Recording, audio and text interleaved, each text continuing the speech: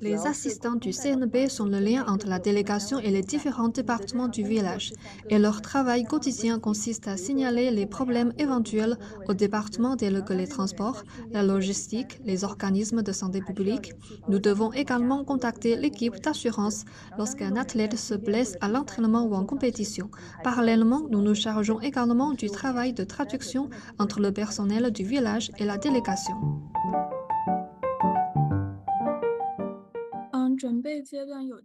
Nous suivons une formation à l'étiquette générale et aux compétences professionnelles au stade de la préparation. L'étiquette générale signifie principalement que nous devons traiter les athlètes avec le même respect et une attitude amicale.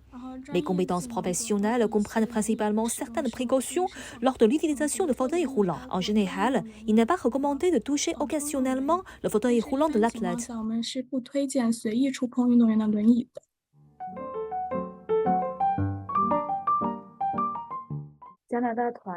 La délégation canadienne est une équipe particulièrement prévenante. Les membres de la délégation prennent soin des assistants, ils ne laissent pas les assistants travailler longtemps, demandent aux assistants de bien se reposer et nous remercient sincèrement pour tout ce que nous avons fait pour eux. C'est aussi une équipe très soudée et chaleureuse. Ils s'entraident souvent et partagent souvent leurs anecdotes quotidiennes sur le tableau blanc.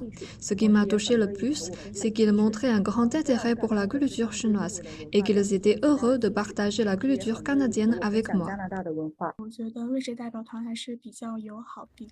La délégation suisse est amicale et pleine d'humour. Je passe un bon moment avec eux. Leur chef est une personne très drôle et pleine d'humour. Le jour où nous nous sommes rencontrés, il m'a demandé quelle était ma formation. J'ai dit que j'étais étudiante en français. Il m'a dit avec joie qu'il pouvait aussi parler français et qu'il pouvait communiquer avec moi en français si je le souhaitais. J'en suis très contente.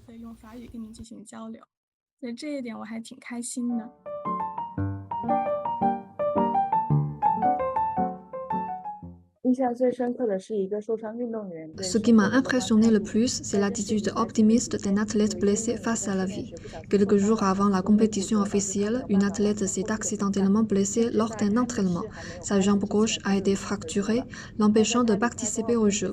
Avant même la cérémonie d'ouverture, elle devait quitter Beijing et retourner au Canada. Mais avant de quitter le village paralympique d'hiver, son souhait était de prendre une photo avec la mascotte Xue Normalement, Xue se trouvait dans le site de ski alpin et n'avait pas l'autorisation d'entrer dans le village. Cependant, il n'est pas facile pour les athlètes blessés de gravir la montagne. Nous, les 3 assistants, après une longue communication et coordination avec divers départements, nous avons finalement fait venir Xue au village. Lorsque l'athlète a vu Xue elle a pleuré de joie. Je l'ai accompagnée à l'aéroport l'après-midi même. Et nous avons beaucoup discuté sur le chemin, y compris des fêtes traditionnelles en Chine et au Canada et nos études dans des spécialités différentes ainsi que la différence entre la neige artificielle et la neige naturelle, etc. Elle a également fait l'éloge des stations de ski chinoises, affirmant que skier en Chine, c'était comme être chez soi. Elle a regretté sa blessure, mais m'a dit franchement que tout s'était arrangé pour le mieux. C'est vraiment une personne déterminée et elle m'inspirera toujours à aller de l'avant.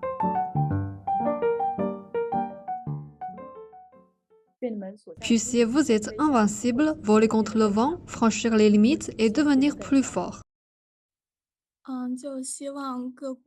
J'espère que les athlètes du monde entier pourront se dépasser sur le terrain en toute sécurité.